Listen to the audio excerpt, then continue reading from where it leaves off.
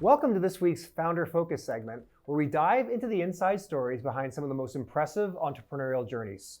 Founder Focus takes us on an intimate conversation with innovators and entrepreneurs and the great companies they've built. This is Steve Greenfield from Automotive Ventures, and thanks for joining us. This week, I'm excited to welcome our guests, Mike Lane and Eric Mayhew, who were both with Dealer.com prior to the acquisition with DealerTrack. Mike has worked in the tech industry his entire career and loves being an entrepreneur and the challenge of a startup. In 1998, he and four others started Dealer.com. Mike served as a COO for 16 years, where he and the team grew the company to over 7,000 clients, 1,000 employees, and revenues over $230 million. They successfully sold the company to DealerTrack for $1.1 billion in 2014. And to date, this is one of the biggest success stories in automotive technology. Eric is president of Fluency, a business-to-business digital advertising platform provider serving industry-focused digital marketing companies. Eric is a nationally recognized expert in the field of digital advertising and has experience developing platforms and leading engineering teams to deliver solutions that have changed the way global enterprises and brands operationalize advertising. In 2017, Eric co-founded Fluency, based in Burlington, Vermont. Prior to that, he was with automotive digital marketing leader and disruptor Dealer.com, which is now part of Cox Automotive from 2007 to 2017. Today, we're going to peel back the layers a bit to understand what motivates both Mike and Eric, how they think about innovation, and how they first built Dealer.com and now Fluency. So with that, let's dive right in and welcome Mike and Eric to the show. Guys, welcome to the show. Thank you. Thank you for having us. Great to be here. So welcome, and let's dive right into the questions. So Mike, let's start with you. The Dealer.com story is really amazing and kind of legendary in the automotive technology space. And I'm sure it could take us hours to work through. But take us back to the early days. Let us know how the company evolved from concept to bona fide business. Yeah, that was way back in 1998, which was the early days when dealerships were really thinking about just getting online at that point in time. And then it was really about the website. And in the early days, I worked in Boston, and I was coming home and looking for a new car, and naturally went online and found a dealership in Williston, Vermont. So what year would this have been? What year? This is 1998. Wow. Okay. Yeah. So early days of the internet. Very early days. Yeah. And just looking for a car online back then was a very different experience than it was today, right? So naturally found a website that popped up organically in the search. I was looking for, I think at that time, a used Jetta, just out of college with loans. So it wasn't anything spectacular. And went to this website, and this website, Used Car Dealer, had 4 images of every car, like large images. And that wasn't seen back in the day. Someone was actually merchandising inventory online at that point in time. Naturally, I had to go into that dealership, test drive that car, and that's when I met Mark Bonfigley, who owned that dealership, and he had a vision of like, how do you merchandise cars online better? How do you like solve this problem? And we kept talking, and later that year, ended up with some other friends that worked in the technology space. We got Dealer.com off the ground and running, and that was yeah. So tell us about the name and the URL. How did you guys get that URL? Well, we actually started as earthcars.com because Dealer.com we didn't acquire till 2001 when that became available. We were able to snag that and rebrand the company in 2001. But we started as earthcars.com because that was the name of the dealership. We kind of just stole it at the time and became earthcars.com, kind of web systems at the time. Cool. And then in 2001, we grew that business very slowly. We had to go out and convince dealers to even get online at that point in time. There was some draw to it, right? But we were also convincing people to buy a computer and get their website up in one single day. Sure. So very different experience from what it was today. And we started growing the business and really building out the technology and doing the one thing that the other competitors in the space weren't doing, which is really focusing on merchandising the vehicles. And like, how do you do that really well? Because that is the beginning. And no one talked about consumer journey or customer experience or user interaction. None of those terms existed back then. But that was like the core of what it was. How do you go online and merchandise a car and see a car? And what is the best user experience to draw that person into the dealership? And that's really what we focused on. Cool. So Eric, over to you. So how did you come across these dealer.com guys, and let us know about that story? Well, it's kind of the backstory goes even before dealer.com. I knew 4 of the 5 founders from college days, believe it or not. So Mike and I were very close friends back then. Obviously not close enough to be there in 1998, but pretty close in general. But I knew 4 of the 5 founders, and I moved back to Vermont to actually be able to socialize with those guys, right? So I was up here, and I was working for an aerospace company. I was working on helicopters, and I had done that for about 10 years. And dealer.com's meteoric rise was there. It had taken off, and I was working I'm a mechanical engineer by education. And I was working on a very big data system. So I ended up in software, but for mechanical purposes on helicopters. So that data experience, that large data experience, lend itself well to when dealer.com was ready to get into digital advertising. They said, this is a big data problem. So they called, Mike was one of those calls, and sold the idea. And I had already seen the growth and the smile on his face over those years, and said, it's time to make that transition. And I went over to join dealer.com to start their advertising platform there. That's great. So tell us a little bit about how that prepared you for this current role at Fluency. Well, obviously the problem started out as a data problem, large data sets to analyze, numbers to make sense of. And that was definitely a real problem. But what I saw through that was pain points in operationalizing advertising. In automotive specifically, there's a lot of compliance rules. There are things that software has a hard time modeling and just doing on your behalf. A lot of it lands on the shoulders of people, and it was very tedious. The tools in place at the time weren't overly compelling. I watched a lot of my close friends that were in the ad strategist role go home very late on Friday, sometimes back in the office early Saturday morning to try to make the needs and requests of their clients happen. So I really fell in love with the idea of automating operational processes. And that became a real passion for me for the entire time I was at dealer.com. And that really lent itself well to saying, if we look beyond automotive, or even back at automotive outside of the dealer.com walls, this problem really exists for everybody. It's a heavy labor problem while you're still struggling with those eroding margins. So having the passion for automation was definitely what prepared me for starting this platform to make automation something that's accessible for everybody.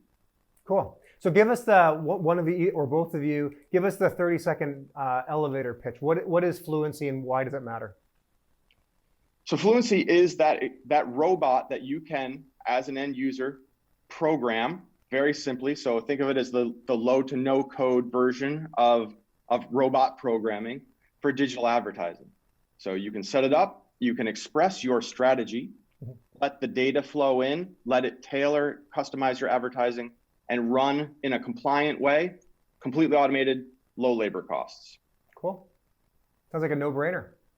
Yeah, I mean, it might have been too technical an answer. Maybe Mike's got a simpler one, but no, that is the most simple way to think about it, because really the automation in advertising is not a new concept. We didn't invent that, but we really focus on the enterprise space of like helping large businesses with large portfolios really just get that instilled into their platform, their way of thinking, and just how they manage advertising going forward. Because everyone wants to get advertising for cheaper, but the dirty secret is that advertising gets more and more complex every single day. Yep. It's not getting easier, and the demands that everyone wants, is not making that easier to do. It's making it much more complex. So it's really where we focus on simplifying the things that can be simplified, automating the things that can be automated, and really streamlining the process so that people can actually focus on what they should be doing, which is the strategy work, not the task work. Interesting. That's great. That's great. So before we dive into entrepreneurship, and I want to get your perspective on that, Mike, so I got to ask you, so as you reflect back, what's the craziest story that you can share, at least anyway, about the dealer.com days in the early days? I mean, I've met Mark a few times. I understand he's gone on to build a couple of other interesting businesses since, but I mean, any interesting stories you can share from the early days? There's a million stories. What can we share? I guess part of it is just the wild ride of that company. One of the most interesting things that happened to us in the early days, because we were all very young when we started that business. We didn't have a lot of business backgrounds or even like a lot of business mentorship at that time, especially in the tech space. Everyone was all over the place in the early days. One of the most interesting things I think that happened to us is someone had given us some advice that said, you need to be a profitable company, you need to be growing at, try to double in size every year and get 30% EBITDA. And we just took that as gospel. Mm-hmm. And we didn't realize that that was nearly impossible to do. We just drove to those numbers every year. And that helped fuel our growth because we just thought that was the norm and not the exception that people were going for. So that is like one story of like just how we did it. Was some of it was just ignorance and just going hard for it. That's great. And Eric, I mean, you joined this company kind of midstream. I know you were close to it from the beginning, but I mean, what did you take away as the most important learning from your time and experience there? Well, things can be measured in minutes, hours, rather than in weeks and months. And that was one of the things that I thought was, coming from a government systems mentality, coming from things that run very long projects, when you get into the commercial world and you get into something where you are trying to get to that, doubling mentality, you really are measuring in minutes a lot of times. Mm-hmm. So work can be done, value delivery can happen in a much shorter timetable. And that mental shift, I think, is extremely important for people that if they want to start their own company, they need to be able to think in terms of minutes, hours, days, as well as the big picture. So you can't lose sight of the big picture, but you need to be able to measure in those shorter units and deliver value in those shorter units. And that was kind of one of the things that when I went to dealer.com, I worked for Rick Gibbs directly. Mm-hmm. And in my previous company, I was so wildly overloaded that there was no version of success. I mean, I could work 24/7 forever and never really get there.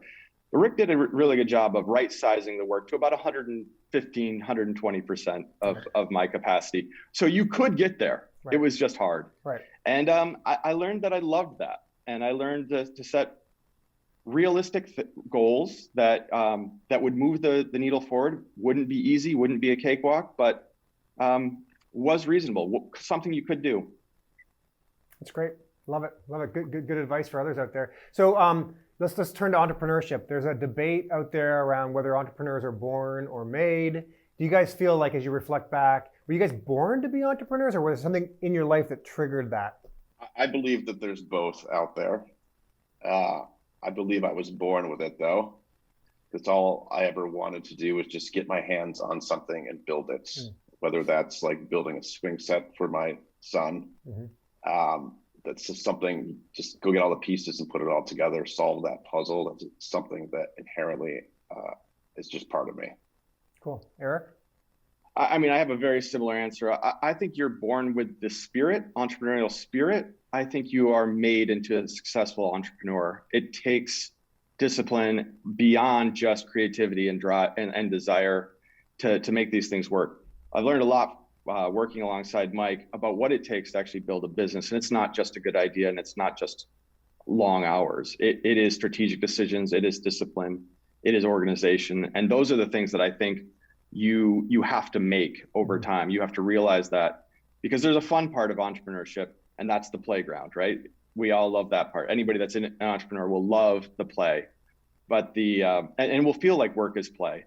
But there is a part that if you neglect, you won't be successful. So I believe that there's a combination of both. That's great. No, it's a good perspective on the balance. So let's have both of you guys reflect back. What's the hardest decision that you guys have had to make as an entrepreneur? So I'm a product guy. I love building this product, and we're obviously a product company.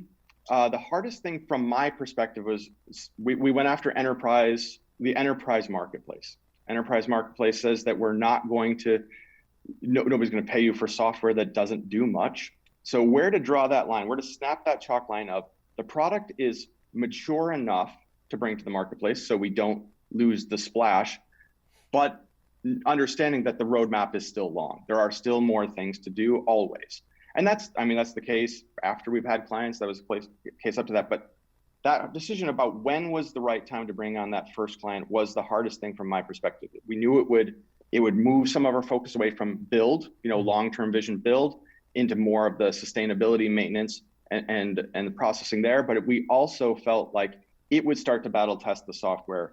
It would start to uncover the things that were going to be issues.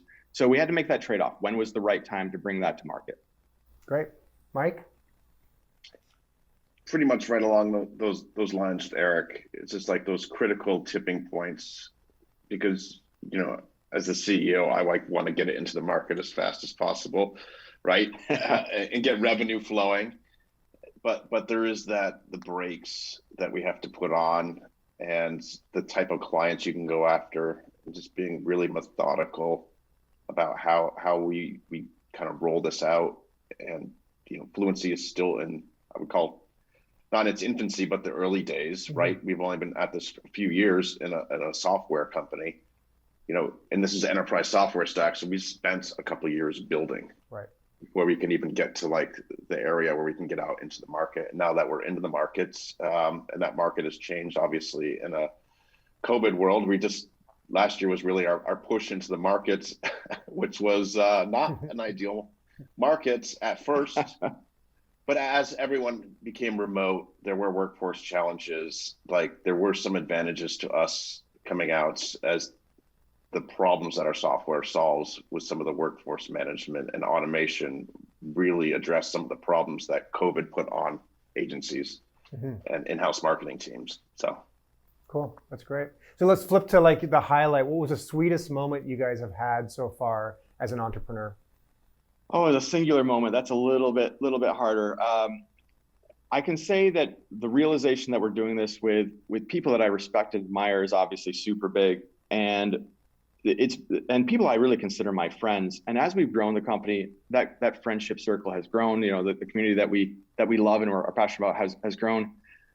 I will say this, and I don't know if this is something we should divulge. Mike and I didn't talk, but we haven't taken on any external money. So we have internally funded this. And when we were able to transition over from a revenue losing company to a profitable company in 2020, not having had to take on external money at that point, it was a very big pride moment for me. And I felt like we had weathered the roughest seas. Starting the company in the beginning is definitely challenging. Like I said, nobody pays you anything for software that doesn't do what they want. So having weathered that storm and getting to the other side of it was a pretty big milestone for us. So far, I would say, there's two chunks. There's the previous Dealer.com experience, and then there's the Fluency experience, right? The Dealer.com experience was, we got to the finish line with an exit, and that was fun. But it was really like building a great company. Like that was really a proud moment. And while that has changed and grown into, twice over since I had left, but like growing that company and doing that and meeting a lot of people and changing a lot of people's lives was a really rewarding moment. And then seeing that, obviously the transaction was large, and that changed a lot of people's lives again. That was really rewarding moments. And then I guess with Fluency, it's being able to do it exactly the way we want. Right. We didn't have to go chase money. We didn't have to be on someone else's timeline.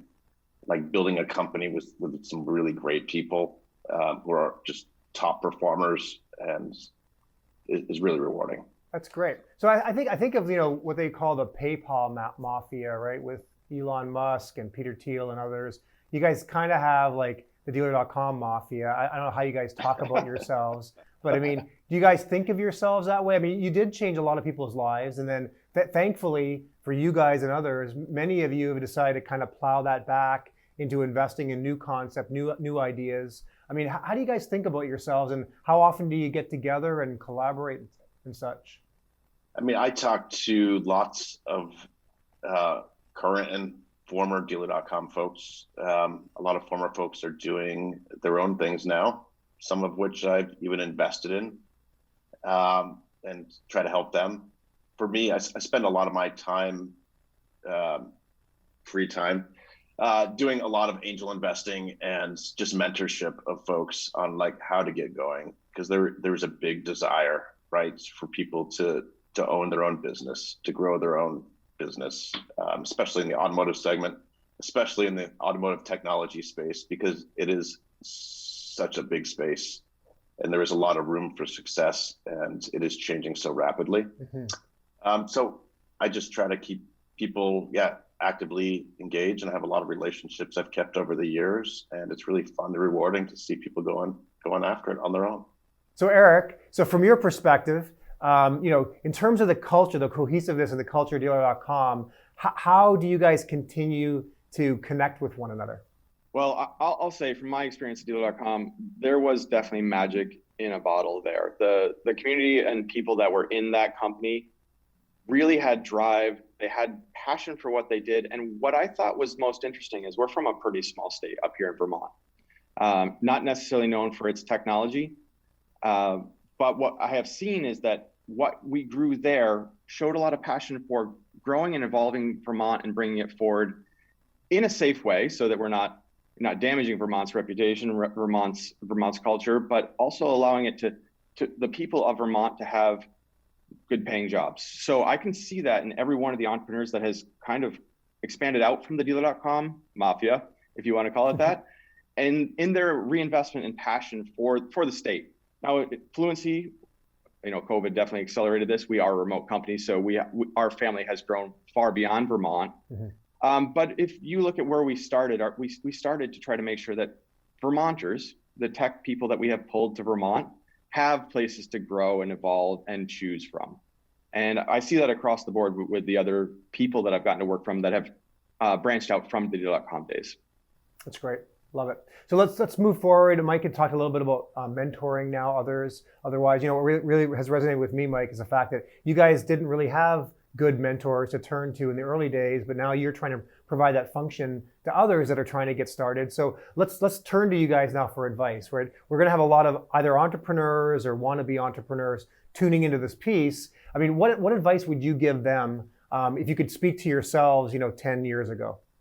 Yeah, I mean, some of the basic advice I would put out there is there are places to go and get help with some of this today. I'm active on a board of one locally here in Vermont called VSET, and that is solely exists to help people get their business off the ground and help you get the resources that you need to get going.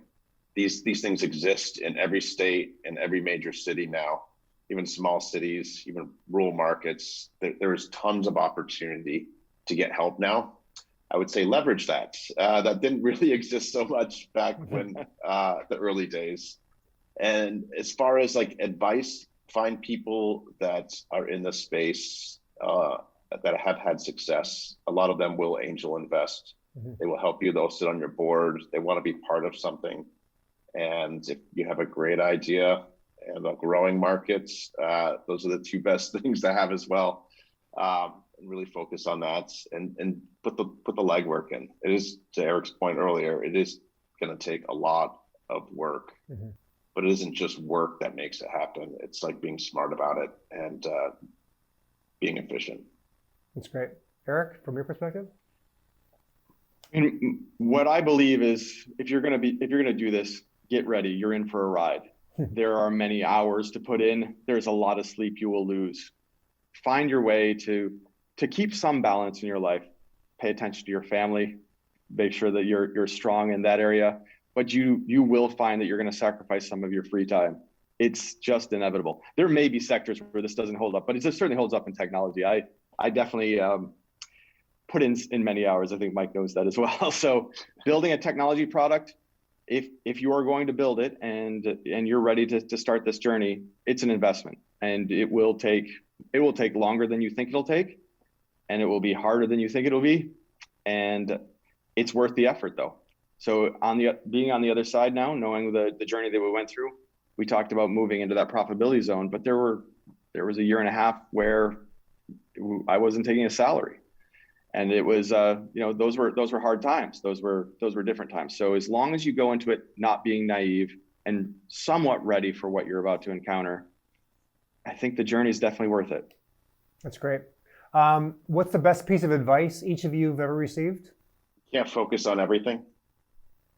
Like we've used this advice even today in our own business. It's like, pick the 3 things you're gonna get done today, but also the big three things you're going to get done this week and this month, like your goal setting, like put some boundaries on that. You can't do more than 3 things. Make sure those goals are set correctly and just focus on those 3 things in front of you and get them done. Absolutely. Wise words. Eric? Finishing things is obviously very important to jump on Mike's statement. So get to the finish line on some things. But the one that I really think about is instinct and opinion can get you started, but it is not your long-term play. You're going to need to find ways to get measurement and feedback and test your ideas, because investing development resources or any of your workforce resources into things that are just coming from your emotional perspective, those can bite you eventually. And I've had a couple of those in my career where I was passionate that I had the right idea and we put some time and energy into it and it just didn't pan out. So some of those you have to do in order to get the measurement, but if you can get those measurements early, if you can ask somebody else, your potential users, ask them what they want, do that as soon as you can. Great, good advice, good advice. So let's fast forward, whether it's 5 or 10 years, post-Fluency, where are we gonna find you guys? Probably in that cabin, hanging out.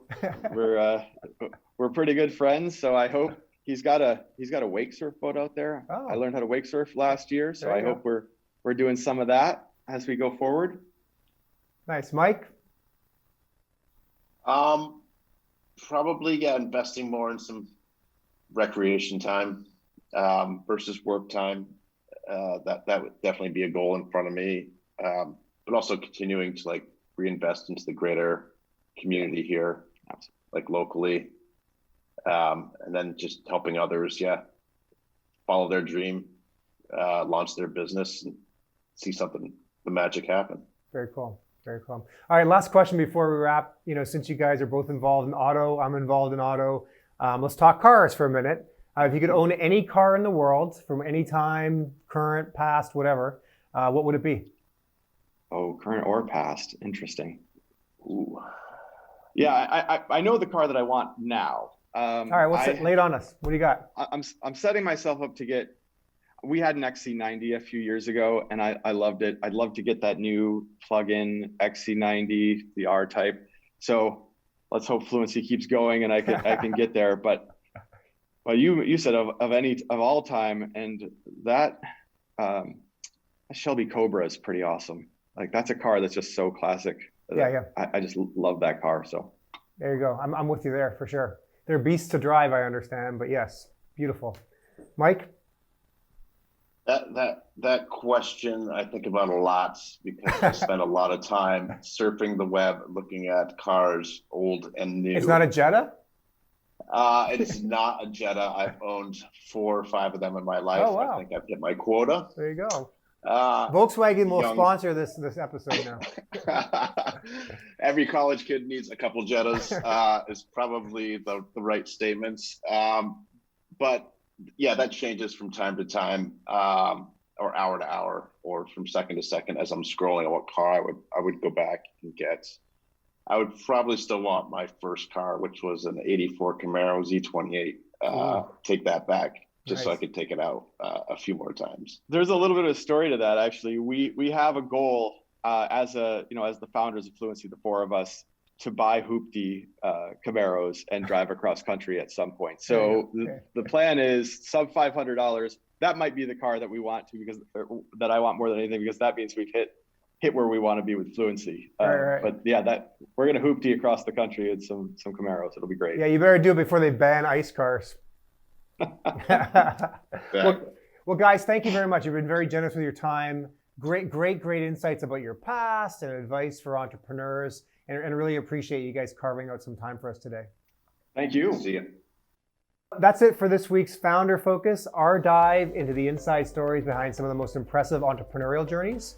Please feel free to contact me anytime. I look forward to catching up to discuss the industry with you. Thanks for tuning in to this week's Founder Focus, and we'll see you next week.